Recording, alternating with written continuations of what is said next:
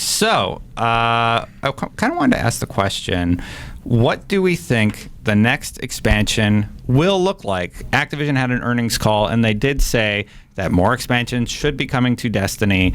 So, what do we want, guys? Like, we see the item manager is being updated. Maybe there will be like a big update to that process. It's looking more like Destiny Item Manager, a fantastic tool that allows you to move stuff around. Desktop only right now. Desktop only right now, but you can try it out. You can organize. Fran, I thought you would be super excited about this. So, not alphabetically. No, you cannot organize alphabetically, just checking. Which bothered me. Time out. I used so okay. Great feedback here. Fran. I complain about this a lot, and I'm super OCD. As you've probably noticed if you watch the show. We're talking about Item Manager, right? Not the new expansion necessarily. Well, this could be part of it. So, Let's focus on the Item Manager then for a second.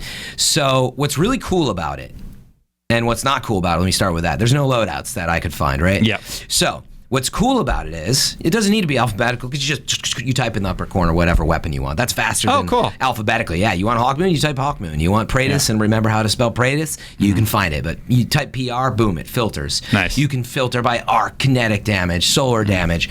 You can organize by your light level pretty quickly. And it does allow a drag and drop system. So you can shift click stuff. You want to select these 4 weapons, drag them on your primary.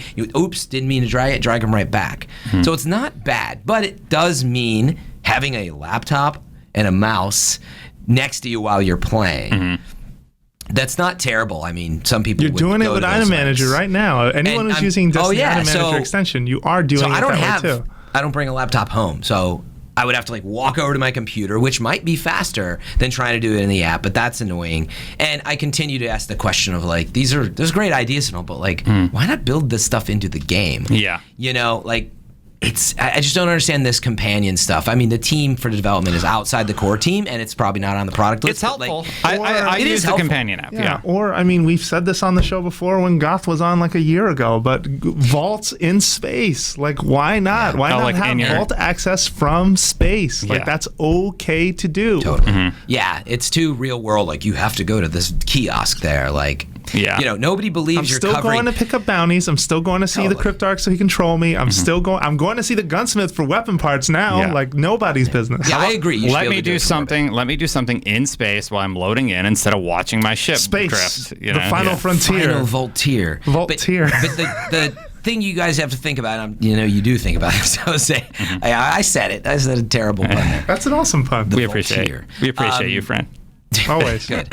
The thing you had to think about then, right? Then you'd be like, nobody's in the tower anymore. They're always in orbit. And like, there's all these little things that does affect the game balance. I'm not saying it's a bad idea because I would have said the exact same thing. I'm like, I hate wasting my time in this game. Trust me, I have plenty of reasons to see all the other characters. Like even the quest lines and the way they work, you have to go see someone. Yeah. But you're not sending them an email. Sorry. Yeah. No. From space. Try not to talk over everybody. We don't hear it like you guys hear it. I always say that every week. So what is tricky about this is that, what I really wanted to focus on is I love sort of the beta test. It's a beta, so thank you, by the way, for doing that. I think it's a really great start. You can maximize light level, and if you've all used Tower Ghost, that's one of the most popular, apps from a third-party developer out there that you can check out, which is quite good. So most people are going to stick to Tower Ghost, I think, but they took a little nod maybe from that or their own ideas, but it has like max your light level. You just, boom, you hit it, and it'll find all the max stuff, boom. No doing math and looking for weapons. But that's a perfect example.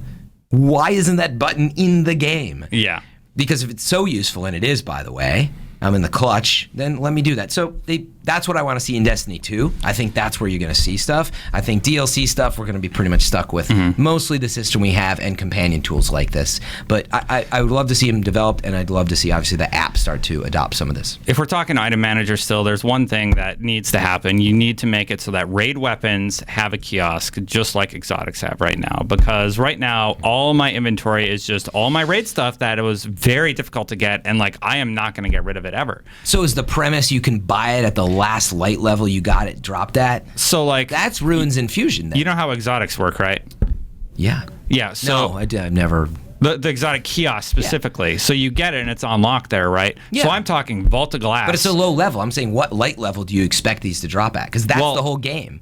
The first 2 raids, max light level, because it's like 170 is max light level. Raids. I'm sorry. Yeah, you're not saying Taken King, right? Well, yeah, Taken King. Like, at least let me have a place where I can go and get it again if I don't want it. Okay, so Doom of Chelsea, the scout rifle. You've got it. When you go to the kiosk, what do you expect it to be at the light level? Probably like whatever 280, I guess. Okay, it would be 280. You just want the lowest level. I just want to know that if I delete my Fatebringer, I don't have to run Vault of Glass for a year to get it again. Totally. I just wanted to clarify for those listening for myself, like, you don't expect it to randomly RNG for you. No. But at least you want to know that if you nuke it and you got to infuse again later or something, then cool. Okay. I don't think that's not a bad idea. So the notion that anything that you acquired, you can reacquire. Yes. But I have a ton of year 1 stuff in general. It's sitting there in my inventory. It's really cool stuff.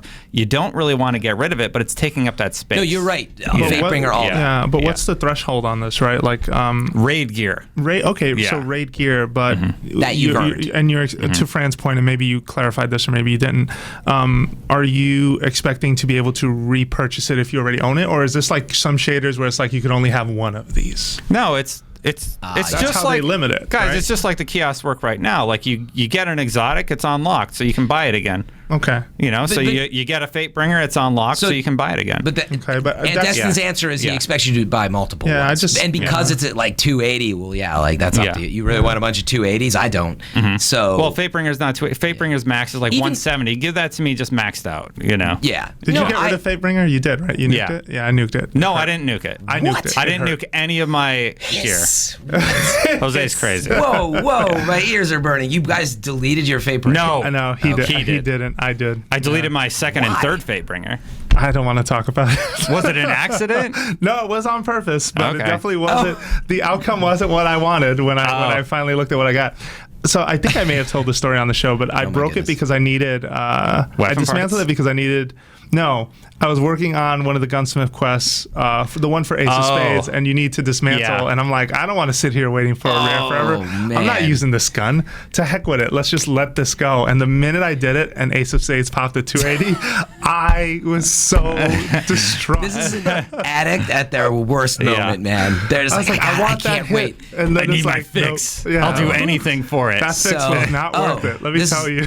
Actually, the moment I've been waiting for. I have a very good friend, the video guy, CJ Gibson. I play with him all the time. He's one of my crew, and he last week was like he plays really weird late hours, and he's up at like 5, 6 a.m. playing trials, going through round after round of just getting crushed and whatever the case was. And so somehow he nuked 75 passage coins because, and this is a great topic. Was he tired? All the above, right? Yeah. I've done that too. You like can't find something and you're like, wait, what did I do? Where did I put it? And it's like in the vault, hopefully. Yeah. This was not that experience. He nuked them. And I did do a little it's really sad, man. Like, that's brutal because it does take a while to get passage coins back. And those of us who played a lot before, and he's played a ton, you're like sitting pretty with all your boons and stuff. So anyway, he nuked them all. There's no undo. There's no turning back. And the big thing I did notice, which you should discuss another time, the time it takes to dismantle is like all over the place. And some things are locked, some things are fast. But if you look through, you'll notice they can add a timer. Yeah. But anyway, moment of silence for those 75 coins. Jesus. Okay. Well, we kind of didn't really cover off on what the next expansion looked like, so we're going to revisit that on another episode. Yeah. But thank you guys for joining us. If you're coming out to San Francisco, hit us up on our various social networks. Fran, you want to plug in anything before we go? As always, drop us a review wherever you're at. Get in the comments and talk about the game that you're listening to us talk about. There's a lot of people in there that still do the whole why do you play this game thing, and I say every time it drives me nuts. So we'll be checking out the comments too, but really easy to find us on Twitter. I'm at Friend Mirabella. At Destin Legary. At Jose Otero. Sorry. Jose_Otero, right? That's right. Jose_Otero. Jose Otero is taken. That's right. I despise you, He's sir. taken. And as a last note, we have IGN 1, which I had talked about, this new upcoming thing. You can find Fireteam chat playing on there sometimes. We will eventually have an appointed time where we hop on there. We're still ironing out some kinks, but it'll be cool to join you in the chat probably on a Friday evening to chat about the show while we're talking about the show. So it's kind of an appointment viewing experience. All right. Cool. Well, hey, thank you guys for joining us, and thank you for joining us. And until next time, Guardians out. There you go. You did a hand. You put a hand up. We'll get him. 24 hours away from breaking him. That's it.